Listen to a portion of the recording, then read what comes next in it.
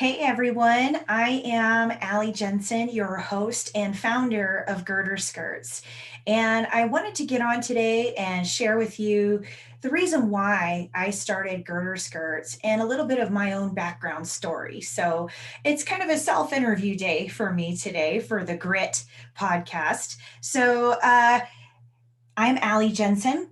I am the president and CEO of Frontline Floor Coatings in Colorado Springs, Colorado.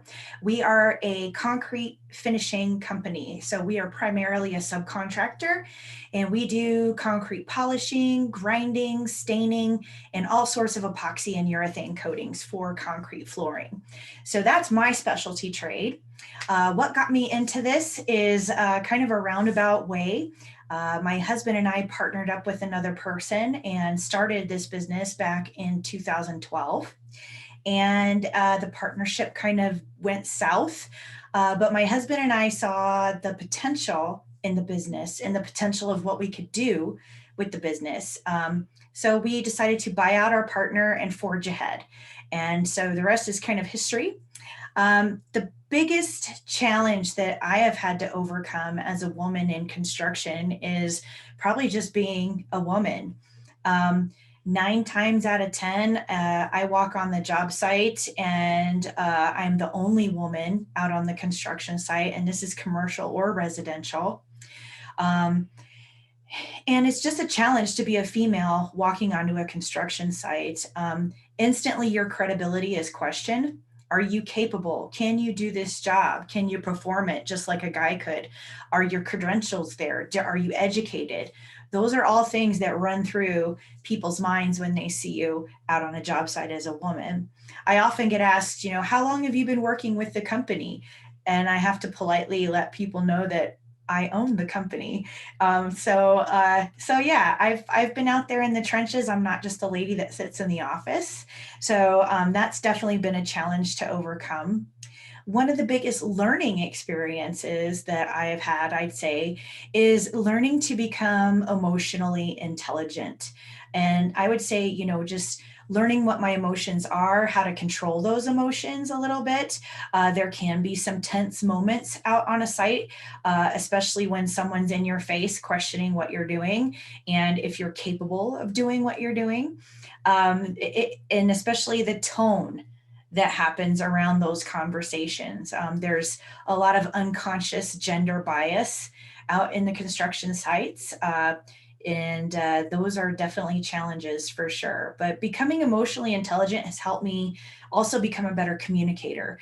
And so I'm able to communicate concisely to people, and I'm also able to communicate boundaries, what's acceptable to me and what's not acceptable to me, but do it in a way that is, I guess, PC.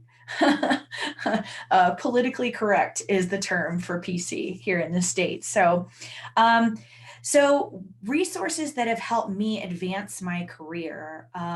I would say definitely professional coaching has helped me, not just to grow my own business, but just to be a better business person.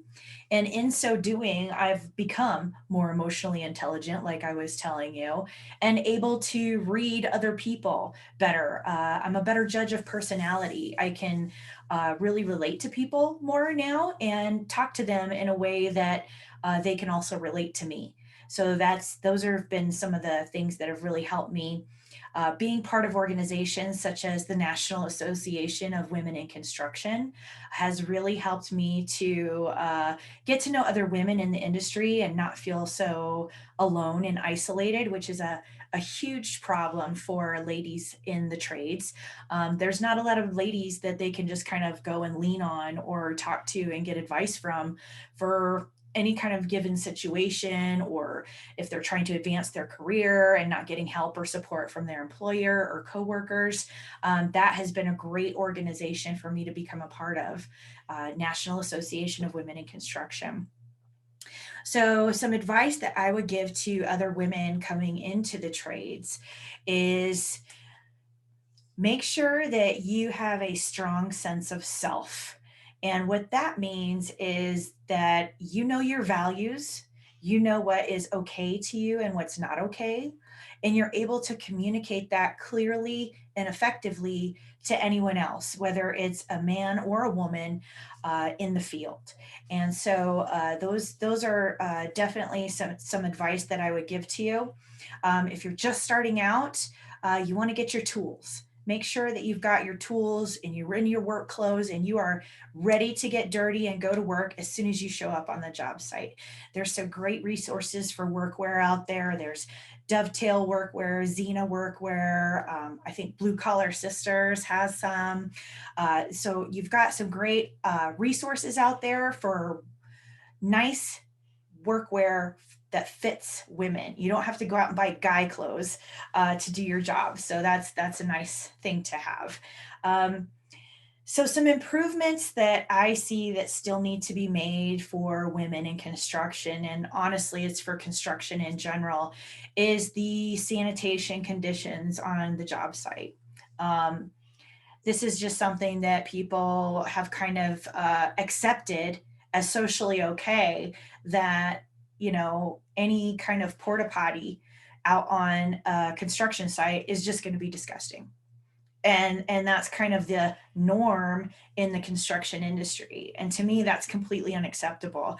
Sanitation and cleaning of said sanitation should be a part of every single project. It needs to be budgeted in and it needs to be covered, period. I think if we make sanitation improvements overall, not just for women but for men as well, everyone has the right to clean facilities to use the restroom. And sadly, very sadly, that is not the norm in the United States construction industry. So I would say that is probably the number one. The second is properly fitting personal protective equipment. Um, for years and years, it's been kind of a one size fits all, or you get small, medium, and large based on a small, medium, or large man. Um, there are some safety gear places that are starting to make more available gloves, glasses, hard hats, things that fit a woman. I'm a small gal, I'm only 5'3", and I have a pinhead. So it's hard for me, and little dwarf hands. So it's hard for me to find personal protective equipment or PPE that fits me properly. It's hard to grab things or carry things or use a power tool if if you've got this much extra fabric sticking off of your fingertips. So those are some of the things that women have to face every single day and have had to figure out workarounds for those things, whether it's cutting the ends off of the gloves, taping them. I mean, we've had to come up with some ingenuitous ways to modify our personal protective equipment, and that shouldn't have to be the case either. So those are some things that I see that need to be improved for sure for women in the construction industry. And my favorite thing to do outside of work, this is the fun stuff. So I love living where I live. I live in Colorado. So I live at the base of America's Mountain, Pikes Peak. It's a over 14,000 foot peak. And so I am very blessed that I have the opportunity to just drive a little bit away and hiking, biking. I love riding my ATV on the trails up in the mountains through mud puddles and all that fun stuff, camping with my family and my dogs. I love to do all of those things. So anything outdoors where I can be in the sunshine. I also garden. I have a garden out on the side of my house that I am itching. I've got spring fever right now to get out and start digging in the dirt and planting some of the things that I plant every year. So those are some fun things that I do outside of work. Um, so, what is my secret weapon for health and wellness, physical or mental? So, my biggest secret weapon for my mental health is that I kind of give myself a daily timeout, some self care time. I take about 30 minutes in the morning when I'm getting ready or before I get ready, and I meditate. It doesn't sound exciting or thrilling or any of those kinds of things, but it's actually very simple. And I just kind of just quiet myself down, and it just kind of helps me set the tone and set my intention for the day, to just decompress for a little bit. So that's one of my secret weapons for my mental health. For my physical health, it's being outside in the sunshine. Anything I can do outside when the sun is shining, I want to be there. I want to do it. So, last question, who or what inspires me? I would have to say it's all of you, all of the other tradeswomen out there doing it every single day. Whether it's welding, pipe fitting, landscaping, painting, being a mechanic, I mean, a body work person on a car, any of those kinds of positions where you are excelling and becoming an expert in your industry, you inspire me. And this is why I do what I do, is because we need to be here for each other as tradeswomen, and we need to build each other up, lift each other up. There's a term out there right now called toxic masculinity. And I've experienced it. I'm sure some of you ladies have as well, from other females in the industry, where they may have been mentally beat up over the years in their position as a woman in construction. And so they have this very tough and abrasive exterior about them. And they communicate that way as well. They're very bossy. Some of them can be very rude. And so we refer to that, or it has been referred to, as toxic masculinity. And I do believe it is toxic behavior. And they call it toxic masculinity because they're acting more masculine in those regards. But I think it's just really a matter of training and a matter of maybe showing that person a little grace and just talking to them and saying, is it really necessary to talk to me in this tone? Is it really necessary for you to talk to me in this tone to get your point across? Like, I'm here to learn from you, I'm here to support you. Um, and it makes it hard for me to do that when you talk to me in that manner. Maybe some of that might help you if you're uh, a lady that's actually facing the toxic masculinity challenge, and just combat it with love. It is my best advice to you on that, is to combat it with love.